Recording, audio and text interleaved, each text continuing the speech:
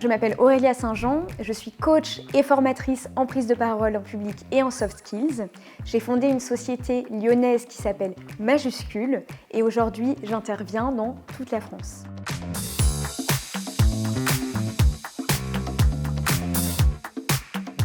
Je me suis spécialisée en prise de parole en public dans l'univers professionnel grâce à une activité que je fais à titre personnel depuis plus d'une vingtaine d'années qui est le théâtre. Le théâtre, moi, c'est vraiment quelque chose qui m'a donné confiance en moi mais qui m'a aussi permis de développer ma parole, de travailler les aspects techniques de la voix, du corps, des expressions. Et aujourd'hui, c'est à travers ce prisme du théâtre que j'interviens en entreprise, mais aussi auprès d'entrepreneurs et d'étudiants pour les aider à prendre confiance en eux à l'oral, comme moi, j'ai pris confiance en moi à l'oral grâce au théâtre.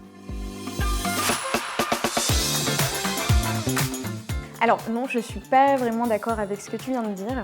La parole a cela de magique, un peu comme l'écriture quand on apprend à écrire petit. C'est que ça s'apprend. Finalement, avec de la pratique et aussi quelquefois des prises de risques, on peut vraiment s'améliorer à l'oral. Et c'est tout l'enjeu d'ailleurs de la formation qu'on a conçue ensemble.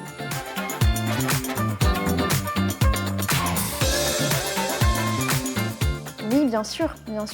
Je suis moi-même timide et je n'ai pas soigné cette timidité, c'est toujours quelque chose qui fait partie de moi.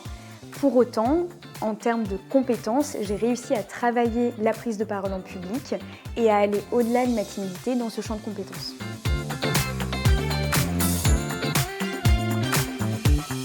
Pour moi, la première erreur qui se retrouve souvent chez les personnes que j'accompagne, c'est le manque de préparation. Parce que quand on prend la parole en public, l'enjeu premier, c'est le public, à qui je m'adresse.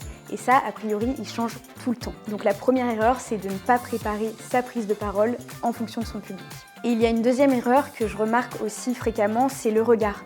Souvent, on en a peur et on ne s'appuie pas sur son regard pour regarder le public et pour créer du lien.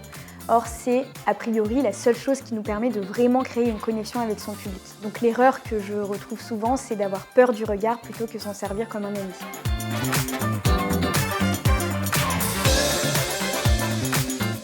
Moi, ce que je conseille avant chaque prise de parole en public, il faut absolument, en amont, que je réponde à 3 questions. La première, c'est qui est mon public ? Je ne dirai pas du tout la même chose face à un parterre d'enfants que face à un parterre, par exemple, de personnes en entreprise. Et pourtant, je parle de la même chose. La deuxième question que je dois me poser, c'est quel est mon message ? Je dois être sûre, avec précision et clarté, du message que je veux transmettre. Et la troisième question à se poser absolument, c'est quel est mon objectif. Si mon objectif est de convaincre, mon discours sera différent de si mon objectif est d'amuser, ou d'informer, ou de séduire même.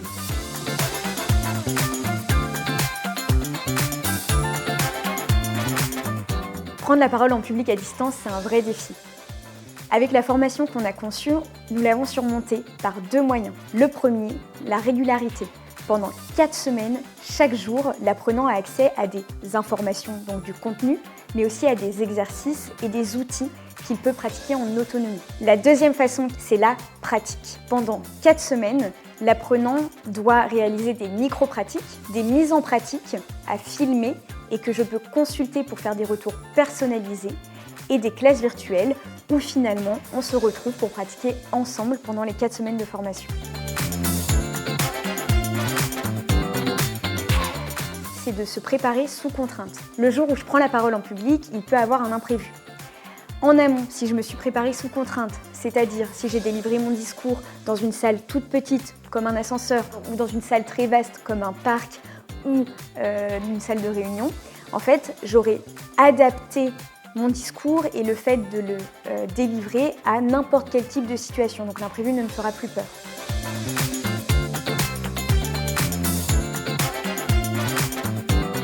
Prendre la parole en public, c'est quelque chose qui fait peur. On parle de glossophobie. Des études ont montré que ça touchait près de 75% de la population. Je pense que ce qui fait peur en particulier, c'est l'inconnu. Il y a beaucoup de personnes qui n'ont jamais osé et qui donc, la fois où elles doivent oser, sont paralysées.